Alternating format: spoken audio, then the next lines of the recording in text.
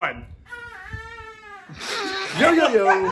What is going on, guys? It's your boy Luther Fishing Life here, bringing you another life episode. I guess this would technically be my first life episode. And the topic that we're going to be talking on today is going to be ghosts. And we have several different questions here that we're going to ask and that we're all going to answer. And we're just going to see how it goes. So first and foremost, got my boy Bryce here. Pretty much, in my opinion, the ghost expert is 100% on board with ghosts. We got Aaron here, a fellow similar to me, Christian religion roots, and we'll just have to see what he has to say.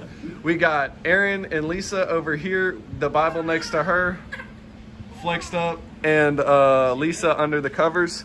We got Marcy here, believes in ghosts, and is ready to rock and roll, and then we got Kiani. Wait, we didn't say whether or not I believe in ghosts. I do, by the way. I do believe in ghosts. She believes in ghosts. That's my wife, Erin. I'm sure some of you guys know that. Anyway, so our first question is, what are ghosts? So my answer to this question is, what I believe is a ghost is a blanket term for either a demon or a positive spirit. Well, I mean, really, we could just say a ghost is equivalent to a spirit, and there's negative spirits, demons, and positive spirits, angels, that occur and we see them in life. So I guess we'll start there, and someone else take it away and say what you guys think ghosts are. I think that ghosts are spirits of people who have unfinished business, or they can be well, you know what, in all honesty, they, like, their business and their intentions can be sinister, or they can just be, you know, purely existence and not knowing what's going on. So you're more along the lines of ghosts are spirits in purgatory. Yeah. Okay. Which I guess is, I believe that's more of like a Catholic belief, even though I'm not Catholic. Just to clarify. But that is kind of what I think and agree with. Okay. Bryce, take it away, brother. Oh. So the way I look at it is, I agree with you on that. The ghost is more of a blanket term that covers very different aspects, but ghost goes even further than just demon or positive spirit. You know, you have poltergeists, you have residual hauntings, you have human spirits, I guess would be the best way to say that. Human spirits can sometimes be corrupted and turned into something else over time. So, you know, this is... I do agree with you, though. I think it's just a blanket term to describe an entity that is present but not visible. Oh, I like that. All right, who wants it? Okay. I agree with Bryce. That's dumb facts. And look, she got the black cat crystal there Oh, to confirm. All right, Aaron. So what do you think after hearing all these speculations? I don't know. I think I wouldn't say necessarily angels or demons. I think they have to come from a human entity at first. So they're not necessarily, I guess, from spiritual realms. It's more comes from humans, and then is still present in our world here as a spiritual being. So okay. I maybe it's possible. I see. I'm on the side where yes and no, they exist. So I believe in spiritual things, but I don't know if that presence takes the form of ghosts or not for me. Okay. Okay. Well, a thing about ghosts too is I think that it kind of depends on the strength of their energy. Would be a good way to say this. You know, sometimes you have a full humanoid that's present and can move things and touch things, and then sometimes just a random voice you hear in your house every now and then. So I agree with you on that. They're kind of different depending on, I guess, age, size, energy, whatever you want to call it. I'm happy you're with us today, Bryce, because this is really your forte for sure. Because you, in my opinion, I had not thought about it as much as you have here. I hadn't thought about it as much as you had as far as what the blanket term of ghost really means. And you know, I kind of am also rethinking the fact that I said ghosts could be angels or demons, because that might be a separate thing.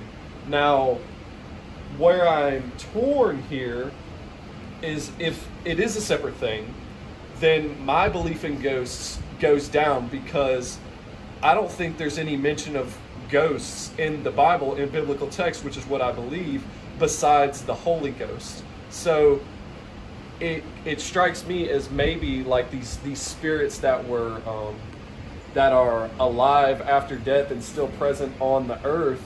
I haven't read anything about that in the Bible, so I don't know if I am believing that. Okay, well, not to get religious or scientific or anything, but there can be two schools of thought on this. A scientific explanation for ghosts is, your brain has electromagnetic frequencies and stuff, that maybe not electromagnetic, but has electrical impulses that create who you are, what your personality is, all that. Energy cannot be created or destroyed. So scientifically, who's to say that once you die, that energy is expelled out of you, and given certain trauma or spirit, like will, a power of will, that it might hold together and keep your consciousness there. Okay, Bryce. You just reminded me of something, of a video I actually watched yesterday about witchcraft. And I know that you have had an experience where there was an art teacher who was a Freemason, correct? Yes. And they were creating a concoction, and some of these concoctions deal with living or previously just dead animals' blood to absorb the energy of that animal. So there is some merit to that, because the Bible does go into detail about magic in the time of Moses, when Moses threw a stick down and it turned into a snake. That's magic. We don't see that magic anymore because Jesus has taken that magic out of our lives, but the witches and the people who worship Satan can still have access to that magic through doing certain things like that, getting that weird energy, getting that weird energy that you can get from a previously dead being or something. Okay. Oh, you got something? Okay. You got 4 minutes left on this topic. Oh, I'm sorry. I You're think good. it definitely has to do with what you believe culturally and where we are in the time period. Because if you look at different cultures and beliefs and religions, like, let's just say like Native American, you believe you have spirit guides, you have, souls that hold on through, feathers, all this other different stuff that you may think is a spirit guide, your guide, or your ancestors, when it might not necessarily be that. So even the quote-unquote ghosts, if they're able to speak to you, they can say, I'm God, I'm the devil, I'm such and such, but they could be lying. So if anyone in the past has ever had that experience, it might not necessarily be what it actually is. Actually, a point on that, in the movie Rise of Skywalker, they reveal that like the evil guy has been playing different characters in one of the characters' heads this whole time. And ghosts can do similar things. They can pose as people to get, whether they want something from you or they're just doing it to be mean, that you're correct on that. But I guess my overall point with that is spirits can deceive and will. Okay, so basically what I kind of gather from you is that there's a cultural wait, is that how you say it? Different cultures saying the same thing. It's a cultural variable. There's a Yes. variable involved there that deals with culture. That makes sense. Say a That makes Native sense. American sees a spirit, they see, like she said, that's their spirit guide. They've come to help them. But if like two generic white guys saw a spirit, then they're freaked out. They don't know what to do about it. It's as strange and unusual to Or them. it's their Christian God. That too. Yeah, It's interpretation when it comes to cultural. Right, and it has to come down to like it's part of a human, like it's derived from a human, right? Because their being of who they are is carried over into that realm, right?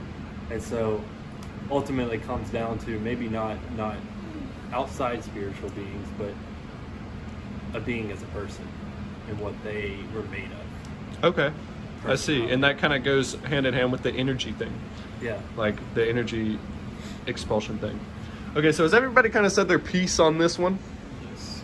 All right, well, I'm going to end this recording. Alrighty, question number 2, Bryce is up. Okay, so the next topic we're going to be discussing is why are spirits still here? In many religions, there's a passing on mentioned at the moment of death. So if that's true and it's mentioned in so many different cultures and theories and opinions, then what are they still doing here? By all rights, according to these different things, that they should be gone. So I guess I'll open that up to you guys and what you think. Okay, well, first things first.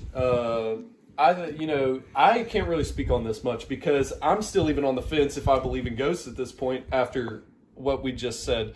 But what I'll say about that is, the Catholics do for some reason believe in purgatory. I don't know where it says in the Bible that purgatory exists, but for some reason, excuse me, Catholics do believe that that if you have unfinished business on this planet Earth, that you will be left behind. And you know what? I actually do have more to say about this.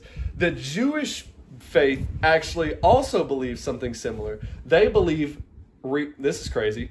Rabbi Manis Friedman, who I've watched extensively, he has said that the Jewish people actually believe that you're reincarnated until you complete God's plan for you, God's mission, God's goal for you. So that's what the Jewish people believe too. So I don't know where the disconnect is as far as from Christianity to Catholicism to Judaism, but for some reason Catholicism and Judaism are on board with the whole purgatory thing, and it's not really mentioned in the traditional Christian canon. So I mean, that's pretty much the information I know about that.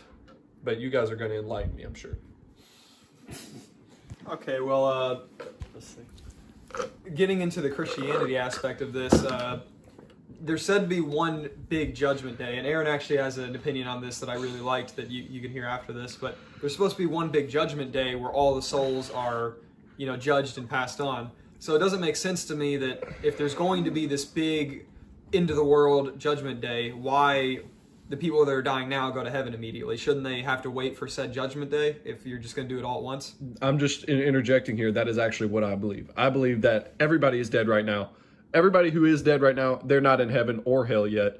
I think that we're all waiting on the ultimate judgment day. That's what I'm feeling on the Christianity aspect of this. See, that's where I differ from that. I don't know. I mean, when Jesus, so as Christians, right, we're promised eternal life once we accept Jesus and make him Lord over our life. So when we die, who's to say why would he keep us? If we were here and we believe him, why would he keep us here on earth in between, a medium between heaven and hell? So our judgment day should come on the time of our death. And then there is a final judgment day during the rapture, or during the end times per se, where all humans have been judged, and like all the humans that have ever lived, like the final ones who are on earth still, have been judged by the Lord in terms of whether they have accepted him or not. Okay, so I want to actually interject here. That's interesting, because what you're saying and what we're saying, we're basically saying that there's a possibility that spirits are left behind until Judgment Day, aka ghosts are left behind until Judgment Day. Aaron is saying there wouldn't be a need for ghosts because as soon as one dies, they're judged at that moment, and they're either going to heaven or hell based on their actions during that time. Okay, but Aaron, let me question you on this. In Revelation, God gives Jesus, really, through Jesus, gives many opportunities for people who are non-believers to make it into heaven. Mm-hmm. Such as, hold on, don't blank now. Do you want me to hand you the Bible? Yeah, I guess. Okay, yes, actually, yes. If I could interject, I wrote it down in my dang phone. If I could yes. interject while you search for it. If what you're saying is true, then why mention a big judgment day? Because then it's just like another day at the office, so to speak, when everybody dies. They're all getting judged at the moment they die. So what's the point in mentioning some big, grandiose one if that's just a normal process? I think it's because it's the final. So like once every, because like there will be a time and point where every human has died, right? And so the final where all at once the rest of humanity has been judged, I guess. Okay, well, another thing while he searches, I feel like we've been mainly focusing on the Christian aspect of this, but while he looks, let's move away from that a little bit. What other reasons could they be here? I got one. No one has considered that after death, they might still have a job here in helping the people still living. Let's talk about human emotion. Let's talk about how you feel, what you do, your actions, your consciousness, your good and your bad angel on your shoulder, so to speak. Who's not to say that's Billy Joe who lived in the 1600s whispering in your ear, you know? No, I agree with that, actually. Let's jump back to my scientific theory for a second, that they're, the EMF waves. Say the guy died angry. He's comprised then of angry energy. How do you keep yourself together? You need more of that angry type of energy. So you latch on to old Billy Bob, who's angry as heck, and you sit there and you make him angrier so that you can hold yourself together. Anyway, you found his verse? I did find my verse. Aaron, do you have anything to say? Oh, I was just thinking, well, my brain's not really keeping on to my thoughts at the moment, but I was thinking something along the lines of like what if their death was the result of like something that wasn't technically in God's plan, because the devil can interfere with God's plan, and we all know this for a fact as Christians. Yeah, I mean, it literally says it in Job. It literally says it in Job. Right, in Job, lots of things happened that weren't part of God's plan. They weren't, but God did protect Job from death, but he might not protect everyone from death. God has that power. Exactly. Okay, so, but at the end of the day, wouldn't that still make it God's plan? Oh, my bad, continue. That's a point. Yeah. That's a point right there. Who turned on the thing? Ooh, creepy. But like I was saying, like, so the people whose souls are remaining here, maybe that's the end result, was because they don't have, like, their business wasn't finished, their life wasn't finished, their plan made by God was not enacted thoroughly, so they're remaining here until his will is done, until his plan is finished. Okay. I didn't interject one more time, but she just gave me a great idea while listening to her. She'd mentioned about the soul remaining. Nobody's really considered the fact that we're, in the Christianity aspect, we are still in the flesh right now. And the flesh has its own thing going on that the soul is residing in. And in a book of demonology I read about, they mentioned residual hauntings. Who's to say the soul's gone and the spirit is just the spirit of the flesh the soul inhabited that's been left behind? Well, then that would be the sucky part, I mean, to be honest with you. But look, you just said something that I liked. Can you repeat what you just said? Good thing we recorded it. Right. Yeah, like what about the part about like... Oh, yeah. How could you fulfill God's plan for you without being reincarnated? Like the Jews think. Which I am halfway on board with the Jews. I'm just saying. It makes sense. Maybe that could be part of God's plan for you, is for your soul to remain and you complete and help and assist somebody else in completing his plan. Mm-hmm. Like what Marcy was saying, like to bridge on that. Like what if that was part of his plan for you, was for your soul to remain, your flesh to be gone, and you be maybe metaphorically or like some kind of angel for somebody else to assist through them. Purgatory. Through you purgatory. could be Okay, see. All right, can I backpack on that? All right. Okay, my thing is, I like that because what if by helping someone while being in quote unquote purgatory, a ghost or whatever you think, you are helping your own soul get to the point where you are where God wants you to be. Yeah. And to piggyback off of that too, we'd mentioned mean spirits that are not demonic. Who's to say that if you don't know God's plan and you've been here for 500 years, you wouldn't start getting a little upset? You know? True, that's true. Yeah, okay. Yeah, fair enough. All right, so look, backpacking on, or back to the verse. Okay, so it says here in Revelation chapter 14, verse 13, "Then I heard a voice from heaven saying to me, 'Write, blessed are the dead who die in the Lord from now on. This is while rapture is occurring. So why, let's say you're not living a life for Jesus and you get in a car accident and you die. You're not given this opportunity. You're not given this extra opportunity to die in the Lord during the rapture.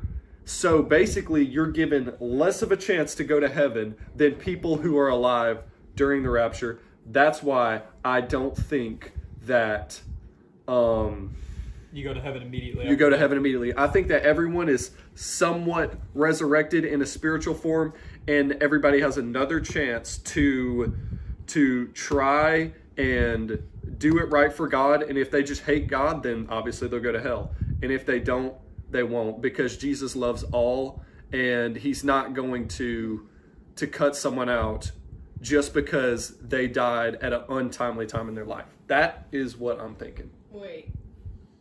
I have a question for you then. Okay. I have a question for you then. Yeah. So, like you said, if they don't have that opportunity, that chance, they have less of a chance to go to heaven. Yeah. Quote unquote.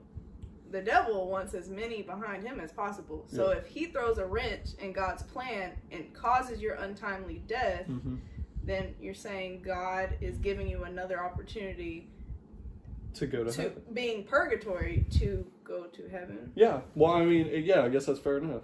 So it's like a second earth. Well, the reason... not of the flesh. What I'd say is why they're still here is it on the purgatory aspect, it doesn't make sense to... Interesting. Well, why would purgatory be a separate dimension? You know, the ghosts are clearly existing on this plane with us. So why would you die and then go work off your sin in a different dimension or whatever it is? No, that's what I was saying. Second birth. No, I agree. I'm agreeing with her. Like, I'm saying that they generally see purgatory as a separate thing altogether, but in her theory, it's sandwiched on top of each other. All right. You got anything to say? Let's see. I don't know. I kind of agree with the fact that maybe it's not separate. It's all here. Yeah. Yeah. I would agree so. I don't know. I mean, Interesting points. There is a possibility, you know, that maybe it's not, you know, separate judgments. It's all one judgment day. But that brings up the question: why do you not see that everybody's spirit is still here? Technically, if there is one final judgment day where everybody is judged, why do we only see certain spirits, and why are we not confronted by them? Oh no! Well, last thing though. Okay, last thing. We'll make it last thing. In regards to that, the spirits that are only ever talked about are ones that are in hauntings and houses. It's not like somebody's sitting around a graveyard all day just waiting to hear stuff. And bro, me and you have done that. We've sat around the graveyard, and at times it is hard to hear stuff, but things can happen. Anyway, we're wrapping this question up. 13 minutes. It is 3 minutes too long. Peace. Alrighty, so our third question is that I have is, what are the different forms of ghosts or spirits? How many different ways can they show themselves, or what different kinds of forms, if that makes sense? So, all right. Okay. Start with Brick. To get the ghost expert. The ghost expert. Textbook with this, I will slap you. To get textbook with this, in a book in demonology I read once, they mentioned that there are 3 distinct types of hauntings. There's residual, where there's no intelligent spirit there. It's just an echo doing the same thing over and over again. Like, say every single night that happens. You know, it just does that over and over and over. The second one is intelligent haunting, where there's clearly an intelligent being doing something there. Like, it's different, you know, all that. And then the third and last one is demonic. So okay. That's what the 3 forms are classified as textbook. Okay. All right, I guess I'll put my piece in here. The question is, what are the different forms of ghosts? Like I said at the beginning, ghost is a blanket term for a bunch of stuff. It's basically, at the end of the day, like what Bryce said at the beginning, it's things that are there, but we can't see them. It is that type of energy. So, you know, ghosts, at this point, I don't really know. I don't really know if, like, succubus and incubus and succubus can be considered like ghosts or what, but I feel like they could. Maybe it's something that, per se, someone might be able to see, but someone else might be able to see, like my vision the other day that I had, where I could see all these dead bodies and nobody else could see these dead bodies besides me. So maybe ghosts could be something that one person can see, one person can hear, one person can pick up on the energy of, and others can't. On regards to that, I think that the ability to see and sense kind of comes in ups and downs naturally throughout your life, just nobody's really ever paying attention to it. This is big facts. Okay, so on this question, I'd rather answer the question what I think ghosts could be instead of what are the different forms, because Thank you, Ghost. I mean, do we You're really grounding know? us. I You're mean, grounding like, us. so We're getting way I, hypothetically speaking, what if, it'd be fun to think about, if they could be taking the form of what they're here for, which is, let's say one is emotional, so they're taking the form of emotion, like I was saying, and like one is action, like how Bryce was saying they're doing the same thing over again. So this one is an action form, this one's an emotional form, and then let's say this one's like a speaking form. So that's why you always hear the lady crying in the basement or something like that. Or even through like music, you know, the people playing the piano, the ghost playing the piano. I mean, who's to say it's not just different parts of humans that are left behind is the main part of what the ghost is made of. And there's like positive and negative variations of each of them. Well, not only that, corruption, as I've spoken of, one thing is, like I said, if a ghost is here for too long or something happens to it, it become negative. But one negative spirit can turn other ones negative while it's like have you seen the movie The Conjuring 2? How Valak took over the old man's spirit and turned him into a negative spirit? Yeah. That's what I mean. Like, he might be a nice spirit by himself, but then you bring in the negative spirit, and suddenly you've got 3 negative spirits on your, on your plate. Yeah, that's a fair point. I feel like, I believe you said its name was Valak. It was the nun spirit, right? I think that was what it was. But anyways, that was a demonic spirit. That was a demonic presence, and that's why I feel like it had the power to corrupt the other spirit. And I feel like that is definitely something to consider as well, because he wasn't necessarily, from what I remember of The Conjuring 2, it seemed like he wasn't an antagonistic force. He wasn't an antagonizing spirit. He was just simply existing in the same home that he had resided in before, doing the same thing that he would do every single day, sit in that chair in that specific room, rocking back and forth, watching the television. But if you do remember, there was also times where he spoke very negatively to them and would speak through the girl, and Valak was making him do that in said movie. Right, exactly. But that wasn't necessarily his prerogative. Correct. He was being forced to do that. That's what I mean by one coming in and infecting the others. They might not do that by themselves, but when you introduce a negative toxin, it can make the rest do things they don't usually do.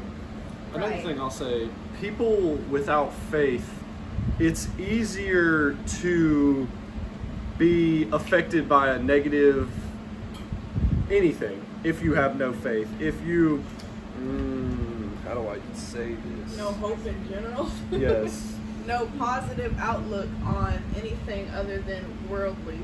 Yes, exactly. If you're, and it's so easy to get caught up in worldly things, and that is the people who are most susceptible to being negatively affected by a spirit. No, I agree with that. And also, it's just say, this might not be relating to you, but this is how I'm interpreting. Say Billy Bob Joe is driving down the street and he's worried about whatever's going on the planet.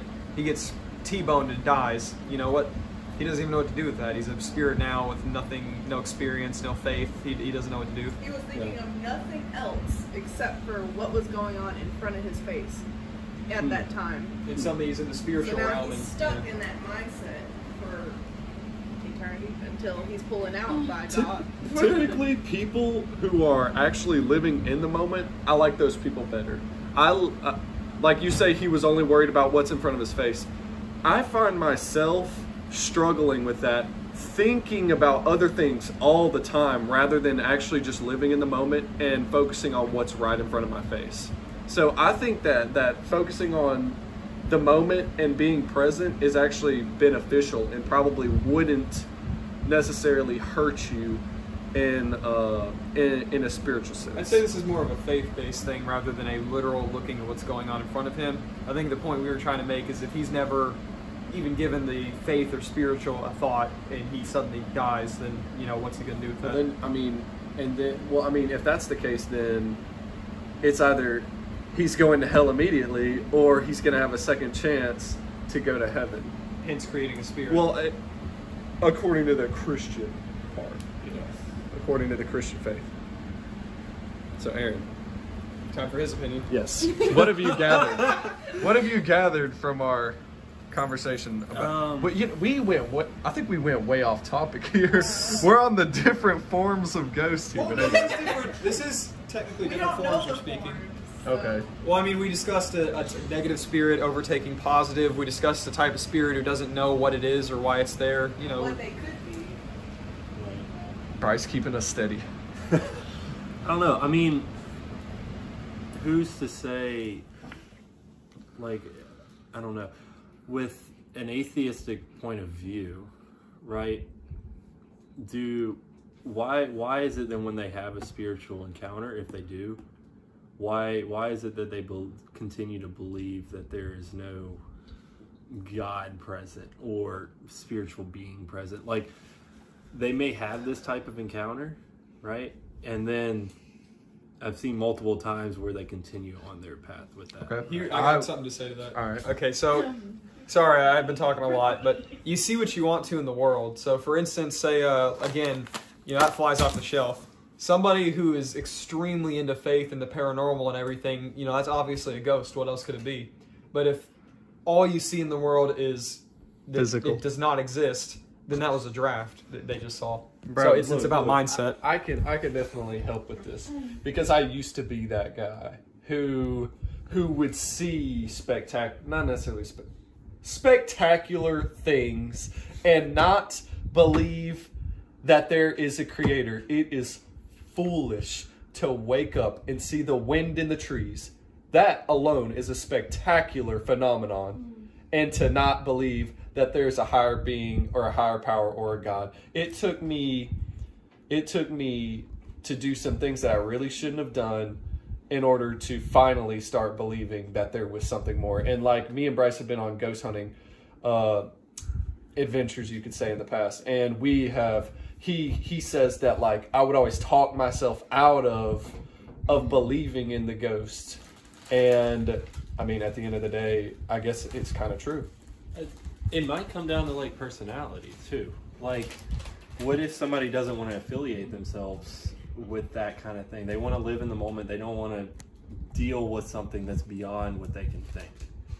And so, you know, what's to say they're like, you know what, I don't want to deal with that, so I'm not going to believe in that happening, right? Mm-hmm. So I don't know. It's interesting. Yeah. All right. Well, we will. Y'all said your piece. All right. Well, we will wrap that question up right there. Go. Okay, so now we're going to talk about different experiences we had, and I'm going to talk about two really quickly. One was actually recently, months ago, and actually, it was me, it was Bryce, it was Noah, and it was our friend Caden, who's not here at the moment. But we were all at a local graveyard, and we were talking to this spirit named Mary. We were asking her questions, and Noah was getting lots of good responses from her. Like, she was very responsive, and it was picking up her responses through this radio wave frequency. The spirit box. The spirit box, and what it would do was the spirit would pick out words from different radio stations and would use that to communicate with you. And I had decided to ask a question, and I asked if I was having a boy or girl because I was pregnant at the time, and immediately Noah had the headphones in and it said like woman or female or something like that. Sure enough, we had a little girl. That's actually super insane to me. Like, the ghost had told me like it knew the gender of my unborn child. Mm-hmm. Insane. It did happen. It was crazy. It was crazy. And then another one was not a personal experience that I had, but it was an experience my mom had. And this was in her house in Niceville, Florida. Very, very old home. It was my stepdad's home that he owned. She was home alone once, and there's absolutely nobody in the house but her and their dog, Mina. She was a Chow Chow German Shepherd mix. That detail doesn't really matter, but she was a dog. But, and she would lunge at nothing in the air, and randomly, like, her fur would start to, like, prickle, and she'd be very aggressive at nothing. And there was one time when she was in the shower, like, she was home alone. She thought my stepdad had come home because the shower curtain flew open, but there was nobody there, and she didn't do that.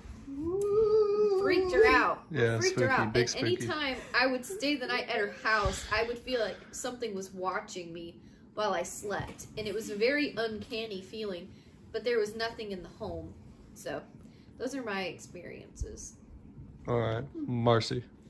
So, I would like to preface this by saying I have always had a quote-unquote feeling or connection with ghosts. I know a lot of people say that, but even since I was little, I've always dealt with loneliness, depression, different things like that. So there's a lot of comfort that you can get while knowing something may be there with you. You know, you're not completely alone. A lot of people would be scared by that, but I've had a lot of experiences where I have even just the energy feels not off, but different. It feels like it's not a lonely energy. It is something is filling the room. So I can go into, we can even start talking about, you know, sleep paralysis. I've had many experiences where the energies I felt were personified when I was in sleep paralysis. My eyes were wide open, and there was always these dark figures. They would come out and like come through the ceiling, and I was not dreaming because I could feel myself breathing and swallowing and could not move, but they were there, and there was nothing I could do about it. So there's a feeling of helplessness, but knowing that you can't control them and there's nothing you can do except for accept them, that would help you, you know, better live your life, really, and be able to connect with them. Because knowing, since I was little, that I can't do anything about them, I have always, using the spirit box, have been able to communicate with them because they know that I know that they're there. Yeah, you have good energy with them. That's cool because you just mentioned a positive side of them and a negative side. That's really cool because that can be helpful emotionally if you feel lonely, but it can also be terrifying if you can't move and stuff. But that's cool, and that's a really good way to, I guess, cope if you are dealing with sleep paralysis. That's cool. I've never heard that perspective. So my experience, I've only can really recall one that stood out to me a lot. So I have I have grandparents that live out on a farm, and they had a dog. So they had a farm that had 3 houses down a hill. One my uncles lived in, my grandparents, and then my cousin. And my cousin had this dog that they named Bama, and yeah, you know where they're from. So they named him Bama, and we were there one summer, and he got bit in the neck by a rattlesnake. It swole up his neck really bad.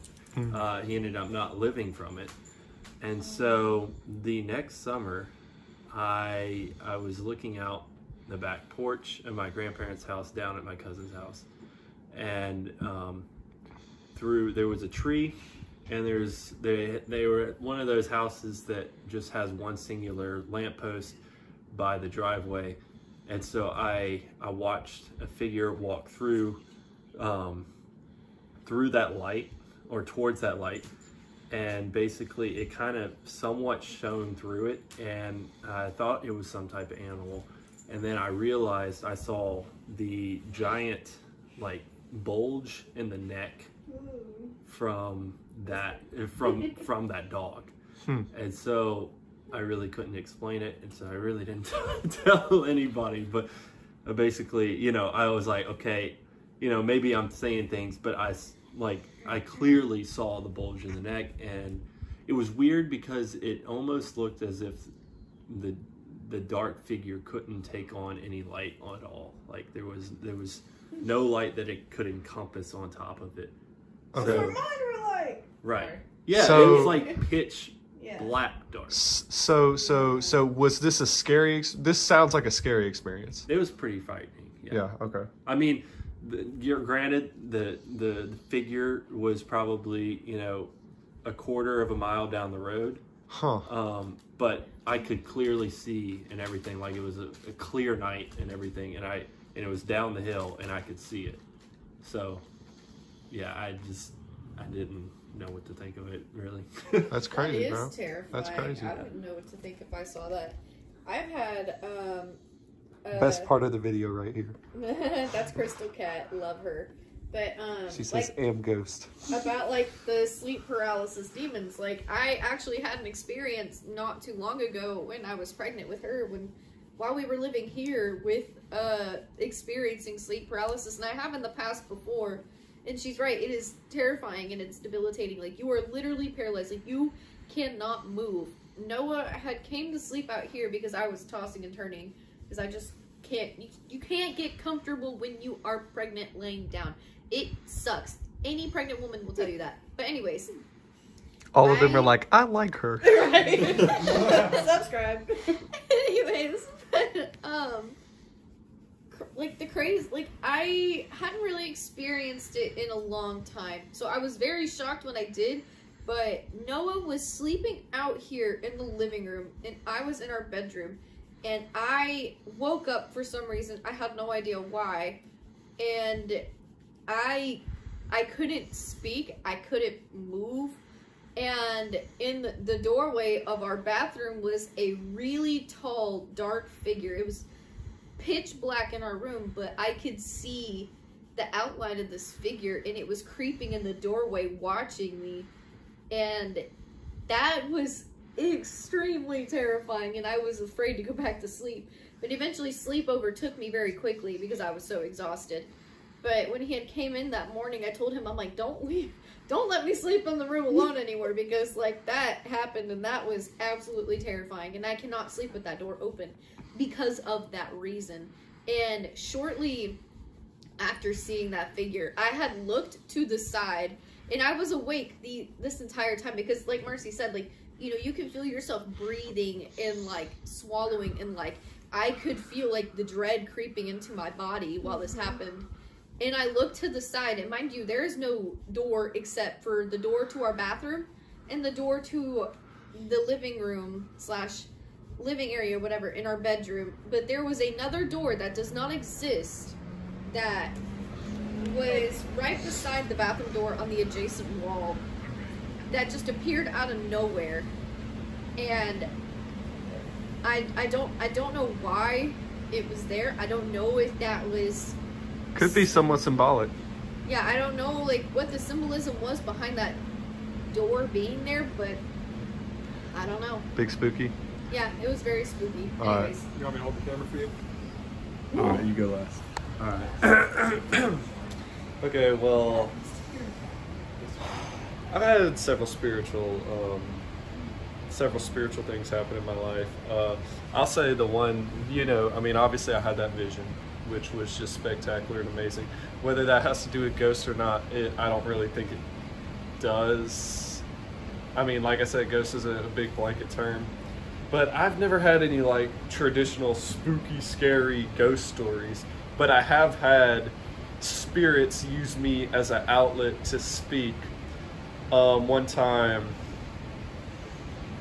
stripping on acid, and I was alone for a while. I had one of my homies there first, and then I was alone. And then Aaron came home, and Aaron was upset about some stuff. And basically, a spirit spoke through me to tell Aaron some things. It was crazy, and that's actually what turned me to God to begin with. So I don't really have any traditional ghost stories. I've had semi-alien stories, but not necessarily ghost stories, so just not me. I have a lot of traditional ghost stories, but I'm just going to stick with the very first one I remember. I was around maybe 8 or 9, and during the weekends I would go stay at my dad's house. So she distracted me, let that be noted. So I'm at my dad's house, and it's around, I would regularly stay up watching TV until around 4 a.m., long after everybody else had gone to sleep. And occasionally whenever my dad would get up to use the restroom, he would, come and check on me or anything like that. It's sometimes that would happen. So anyway, it's around 4 a.m. and I'm watching some TV, and I hear on my bedroom door. So I said, come in. Come in. I said it one more time, and then I thought, okay, maybe he didn't hear me. So I got down, I had a bunk bed. I got down off the bunk bed and I walked over to the door and I swung it open. So can I borrow this? To show what it looks like, this is my dad's bedroom, this was my bedroom, and this was the bathroom in the house he lived in. So I looked in the bathroom to see if anybody had been in there, and it had been untouched. And you know that because his toilet takes a very, very long time to refill for some reason. Like, that sound. Yeah. So anyway, I knock on his bedroom door to think maybe he just heard me say, come in, and that's checked on me, went back to bed. So I knock on his door, and then I knock some more, and then I knock some more, and he swings the door open in his pajamas, clearly had just woken up, and he's like, what's wrong, what's wrong? I was like, did you just knock on my door? He goes, no, you just knocked on mine. So that was my first strange experience that I can remember. On to the next. Yeah, I can. It was like the fingers are what I remember very vividly. Like very they were long. Yeah, they were very Holy crap, I got chills right now. Wait, are you guys, is it the same thing that you saw? No. That's what we're trying to figure out right now. But Where did you see The that? Wait, same being, is it the bro. same thing that The you saw? same being. Hold on a second. No, when he said darkness, that is literally the same thing. It's a shadow that can't take a specific form, but it sucks all the light. Like, that Vanta Black? Yeah, it's like a black hole. Exactly. It's like the void. yeah, the void. The void. Most enjoyable part of the video. And I couldn't tell the gender. I couldn't tell any specific features except for longer limbs. Yes. Just long in general, long void. Could you tell where its eyes were, but not see the eyes it itself? was like indentions, kind of. Well, right. You could tell where it was, but you could not see I could where tell it was. somebody was looking at me, but I couldn't say no reflections of eyes. Oh my god. I'm ready to have a bad trip. What they say is sometimes demons can be associated with certain things, like Zozo, the Ouija board demon. So maybe there's a very specific spirit or demon for sleep paralysis. And look, and we've kind of talked about this earlier, like the incubus and the succubus. They can come during your sleep paralysis. Maybe what you guys are experiencing is that third one. You said that yours had long fingers. It had very, very long fingers. That's creepy, man. Came to a point. Like, they looked like they were claws. That's freaking creepy. That sounds like Freddy Krueger. Kind of. Yeah. Did it kind of creep? Like, it didn't come to me. No, it just was standing in my door. Yeah, you said in yours was our moving. bathroom. Like, its hand was on the doorway, ripping the side of the door frame. Oh, that's And- just the Blair Witch. And it was watching me. Like, it was standing there, like, as if it had just, peered out to, see what I was doing. And I was staring directly at it, and I couldn't look away. And then that's when I started to fall back asleep, but then I finally could break away and look to the side, with my eyes, my body could not move. Yeah. And that's when I kept trying to say something to Noah. It had a neck, but it's that's basically Bryce has been drawing himself, bro. No, no, Bryce is long neck, bro. You should have known that, Bryce. like Slenderman, kind of like what people think like Slenderman looks like, but like it was completely like devoid of any color. How tall was it? It was like almost as tall as the door frame. So what is that, like 7 feet. 7.5 or something? I don't know. That's about how tall. That's mine about were. how tall. Yeah, but mine, like, it's like they were moving, but you know those pictures that look like they're moving, but they're not actually? Yeah, they're like illusions. Like the one that looks like it's slowly going to the door forever. Yeah. Yeah. Okay. It was like that. So it looked like it was slowly coming to me forever, but it was just like existing, there was like a film around it, kind of just void, just looked like it was Bryce. Space-time break. Bryce, what is the piece of information that you have about the void? Because Void? maybe this could tie into what they're actually seeing. Void's like, I don't even know how to describe this. It's like voids are like the space in between spaces, if that makes any sense. Purgatory. I don't know how to describe voids. They're like a, I don't know. I can't really answer that at the moment. Dude, that's Trying to terrifying look to up. think that like we might have been seeing like this. You're seeing a very, I very think you similar are. creature. You guys are seeing a very, very similar Well, think creature, about it it, these seems. are two I'm not people sure with if it's two the very exact different life experiences. ones, but, you know, It's not going to be the exact It's one, not, probably. yeah. I do feel like it's through your own lens, too. maybe it's just our human flight or fight reaction. Uncanny Valley. Is why we feel that dread when we're stuck, like in sleep paralysis. We don't, that's our first time like seeing something like that. So necessarily it might not be there bad, to do anything bad to you or cause harm. It's just your flight or fight, responses that's making you feel like it's something. But maybe they're just trying to show themselves and test what your reaction's gonna be. Test the waters. You know what I'm going to do whenever I see it? I'm not going to be afraid. I'm going to say, come on. No, you think that. But as soon as you think that, I promise you I've done that. I've seen them multiple times. As soon as I think that, I go back to sleep. Just go back to I sleep? just go back to sleep. Because I think that's part of the acceptance part. You know that they're there. There's nothing you can do. You accept. So you just the go straight dread. back to sleep? So then personally, But what if they're trying to communicate with us or something? I don't know. This is what I want. I want to speak to them. Maybe that's why it showed me the And door. I wanted to speak. I wanted to say something. I wanted to sit up and Maybe actually it is make why contact. they showed you the Well, door. the thing about sleep paralysis is your body does two things when you go to sleep. Your body shuts down and you slip into unconsciousness. But sleep paralysis happens when your consciousness reactivates without reactivating the rest of your body. If that makes any sense. Yeah. So I couldn't do anything except my Yeah. fate Right. in the long 10 hours. Dude, I don't know. I've had some really, really spooky experiences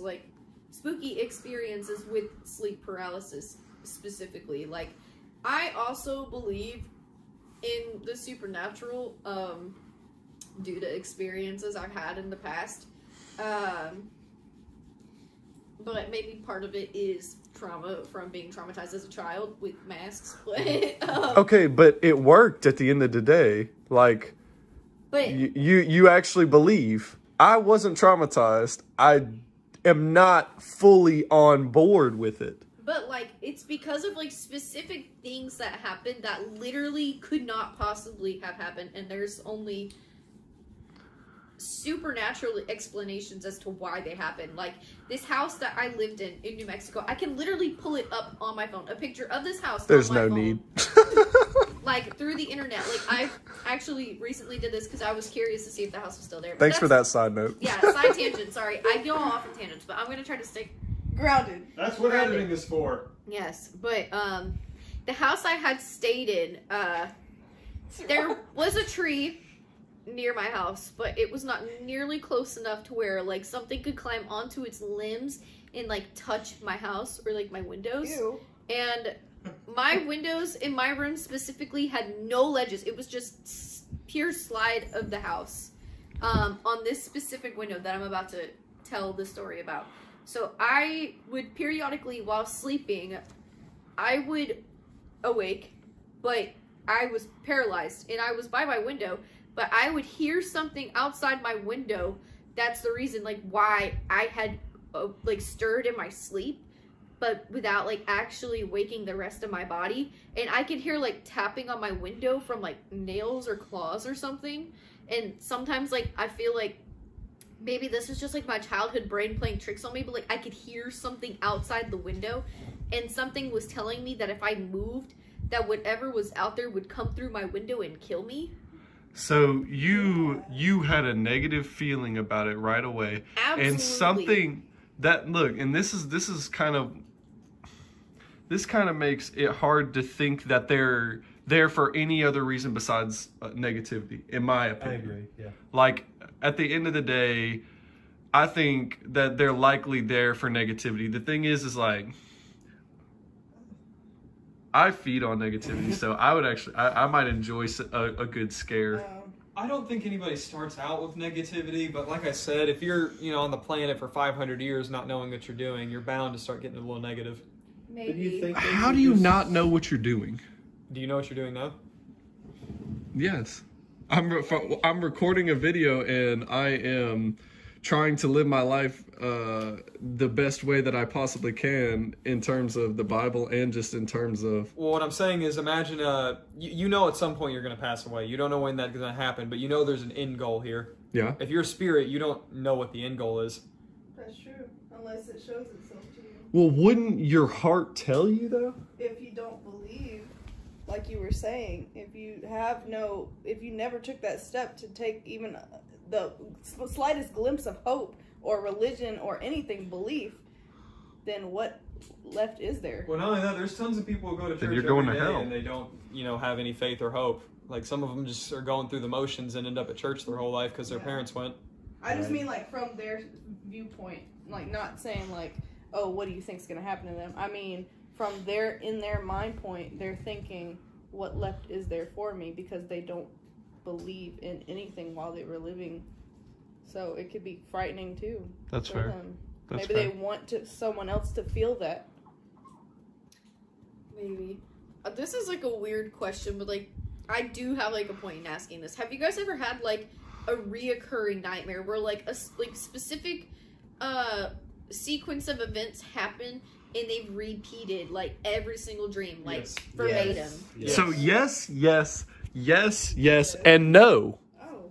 Why no? I don't understand. You've never had the same nightmare twice? No. Really? I've I've one- never you had seen a reoccur- dream Huh? twice? Had a dream twice? Like the same exact dream, or at least a glimpse of a dream twice? Not really. That's No, interesting. all of my dreams are basically fresh, random, and new. No, Or I don't even- remember. Or after you. Oh, sorry, I didn't mean to interject. No, I interjected you. You go ahead. Or like that, like the Go on forever. the antagonistic force of that dream, like if there was one, has it appeared in other dreams to torment you? Like that's also another, like, because I've had that happen with like, this is weird, but like it was like a gigantic white wolf. Once in one dream, I was at like a playground of an elementary school I used to go to, and I was still a child every time I've had this dream. And I was behind the water fountains on the playground, and it was looking for me because it wanted me dead. And for some reason, like my dog was there, one of my dogs was there, and it'd always fight my dog, ended up killing my dog, and then it would find me, and my dream would end. And then later down the road, I had another dream where it was there, and I was being chased around this house by it, and as I had woken up from that dream right before it caught me, and it was there beside me by my bed with its jaws open over my body, ready to like finish me off. And then I snapped out of it, and I blinked, and it was gone. Like I had like screamed, and I like started blinking my eyes like very fiercely, and it disappeared, and it was gone. And I hadn't seen it since that night. But That's scary that it at least manifested outside of my dream. in the true realm. That's very common though. Like your subconscious is when you're most vulnerable. So people are like, oh man, my aunt just died, and I've been dreaming about her every single night. Yeah, she's there. She's communicating with you through dreams. So my point with that is spirits very often communicate with you through dreams, because that's when it's the easiest to communicate with you. That's You when know, you your don't have a mind whole is lot of so- junk. You don't have a whole lot of junk going on right now. You know, I'm hungry. There's a cat there. Aaron's playing with his flashlight. Noah has a phone. But when you're sleeping, all that crap's gone. It's just, you know, you. Yeah. So it's a little bit Do easier you to think talk to. spirits try to talk to us through our dreams? Yeah, 100%. I mean, No, I mean, I could see that for certain because of the vision that I had. Right. I mean, it happened Well, in the Bible with they Joseph. talk to you constantly. Right. Have you ever had a thought where you're like, where did that come from?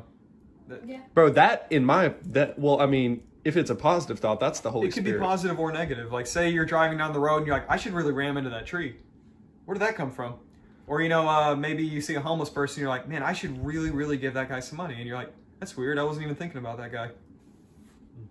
You can't say that came from nothing. People who say that comes from nothing, they literally don't make sense. I mean, maybe that wasn't good enough. That was a good example. No, dude, But those my were point great being, examples. You know what I mean? Those were actually great Things examples. that you wouldn't normally think about. Exactly. Or I mean, like, Completely random. like ones where you just kind of catch yourself and you're like, what was that? Gotcha. I do that when I'm driving sometimes. I'll just forget I'm driving and I'll be like 30 minutes down. Now, there and I'll be is- like, whoa, what just happened? There is a human thing called the call to the void, which is different, and that's where the human brain contemplates if an event can kill you or not. Like, say you're on top of a building and you're like, I should really jump off, or what would happen if I jumped off? That's the call to the void, and it's separate from what I'm describing. Huh.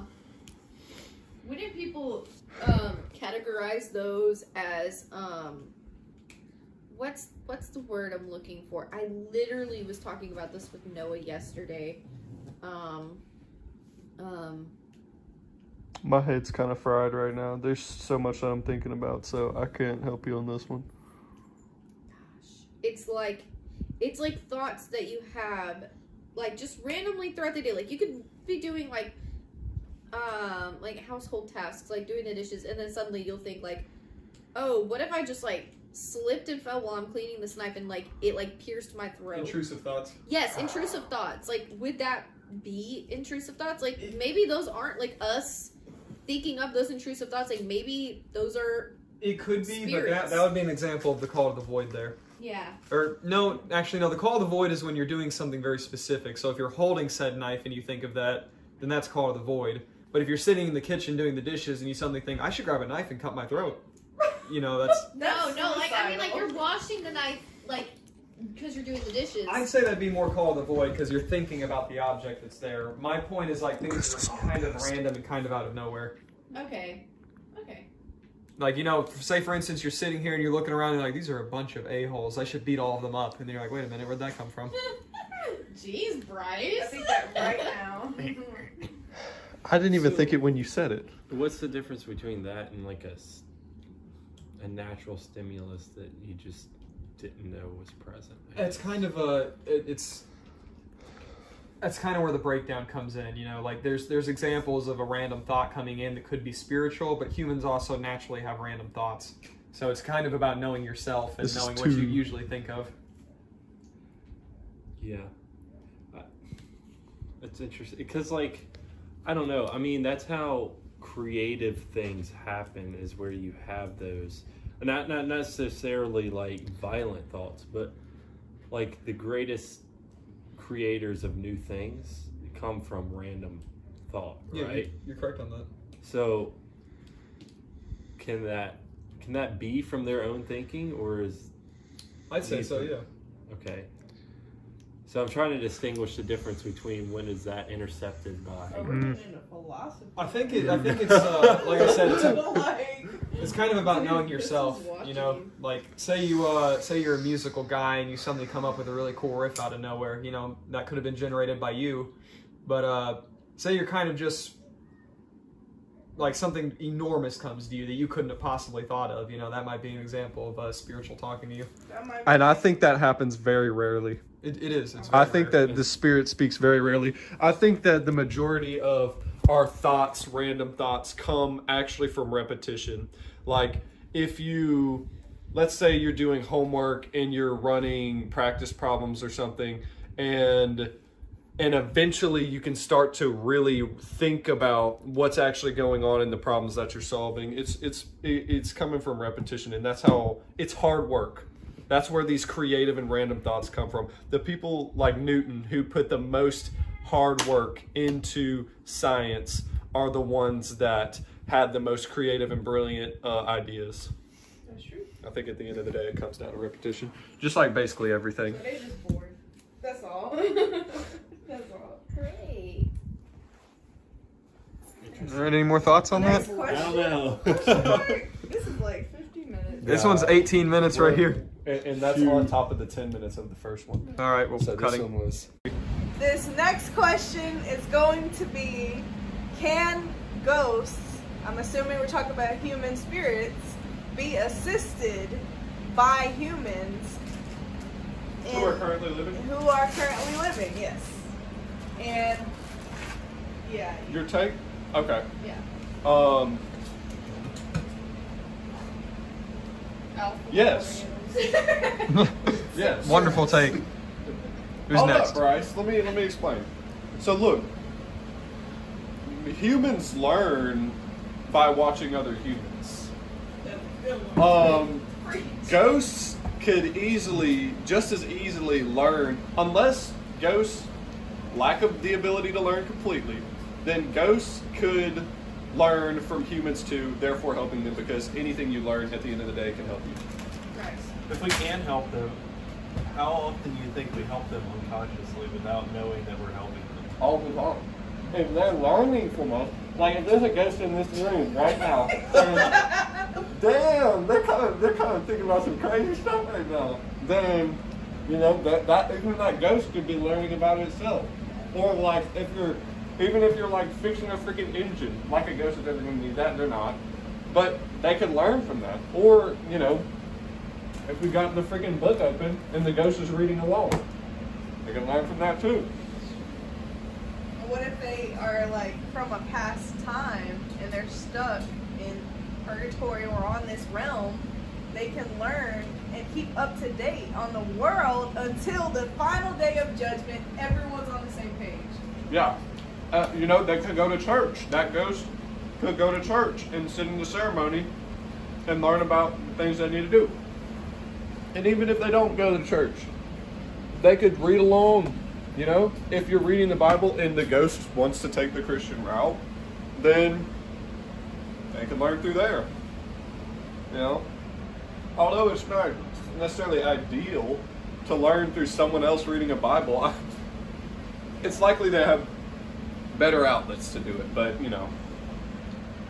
I mean, I also feel, like I was saying earlier, dealing with like loneliness and depression and all these human emotions, you know, since they were once human, they might be stuck in that mindset. So by them helping me to feel less alone, I'm in turn helping them to feel less alone as well. We are in it together, which is exactly what humans are. We're a herd mentality. We are, you know, group people. We have to have other people.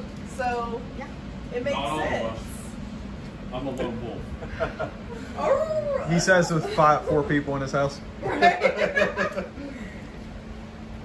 Whether there was 4 people in this house or not, this discussion would still be taking place. It would just be my own. And shrooms.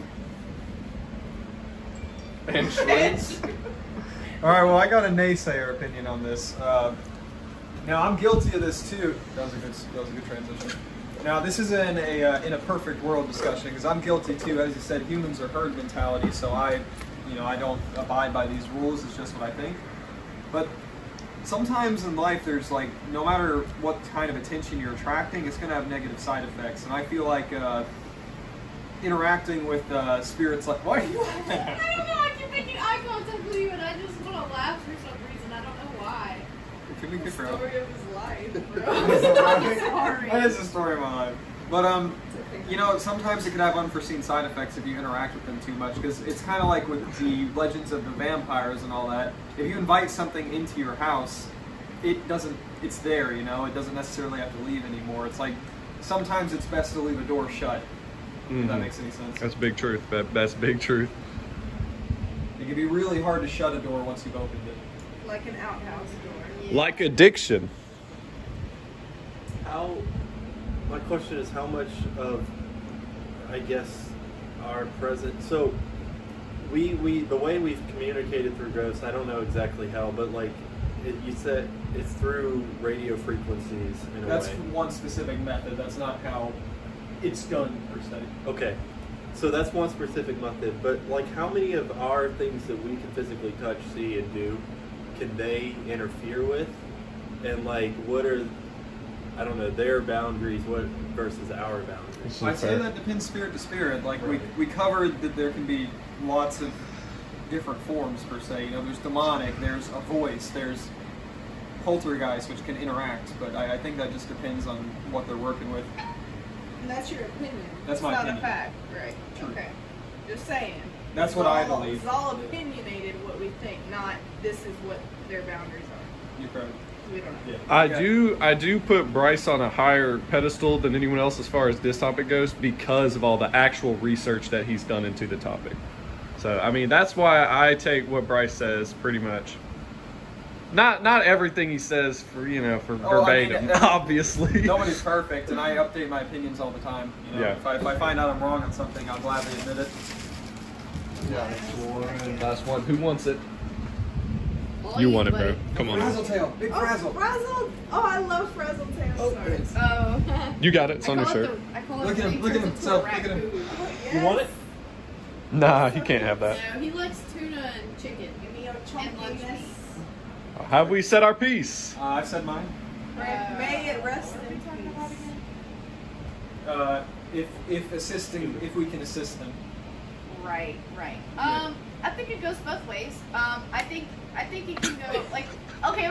When I say that, I mean like spirits assisting people who are still living, the living's helping aid spirits. I also think it depends on the type of apparition you're dealing with. Whether like if it's demonic, obviously you don't want to help it because that's probably going to end up in your demise, your soul being condemned. I guess that's a fair Well, point. like I said, the thing about I said about not being careful to open a door is demons have been known to pose as other things. So you might think you're helping a little girl, you open the door, and suddenly you got a big nasty demon in your house. Big facts. Maybe Big. it's best to just keep all doors closed. Exactly. For It the needs- Say, sake- shut everyone out, shut all the ghosts out. I don't like you anymore. You We're can lone yell wolves. Well, like even I said, I don't abide by those rules. It's just in a perfect world scenario. Personally, I don't like to mess with that kind of stuff. I prefer to stick with what I can see, what I can know for sure, because of the not only the fear of the unknown, but also the possibilities for something that doesn't have pure intentions to come into my life and to ruin not only just like my life, but like me spiritually. A spirit is only as powerful as the power that you give it. No, Bryce. I will fight you on this one, dude. You are Energy correct. in is equal to energy out, bro. There No, is no other way. You're correct. But Don't say that it's fact. It is fact. It's opinion. It is opinion. No, energy in is equal to energy What I'm out. saying is- That is fact. the way you're correct in my opinion. On what you're talking about. Well, I mean, anywhere in our universe, that's what it. That's Well, and what. You're right.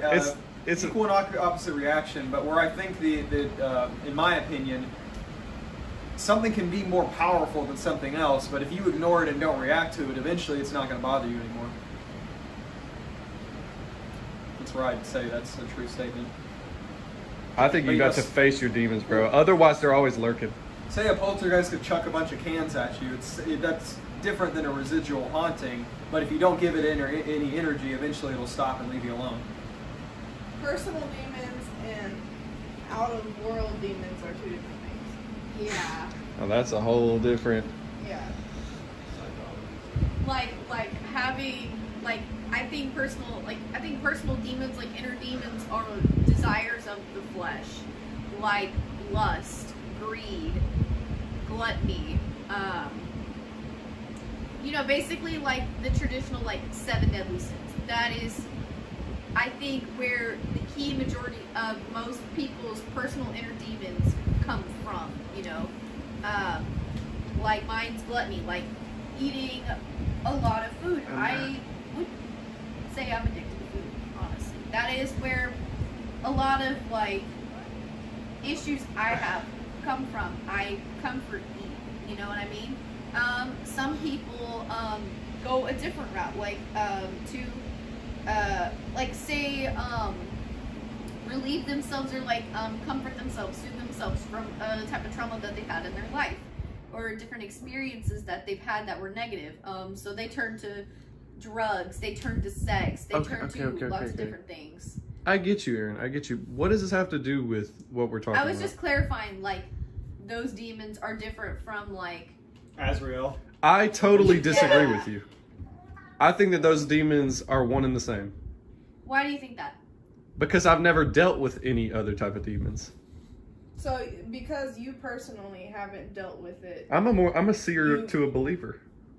Okay, but what if you have a room full of 5 people, 4 of them say they have, and one person says they haven't? Are you going to wholeheartedly believe and say this is fact for the one person, or the 4 people? 5. I'll update my opinions based in the next on video. further. Thanks for coming, everyone. Facts. Subscribe. Peace.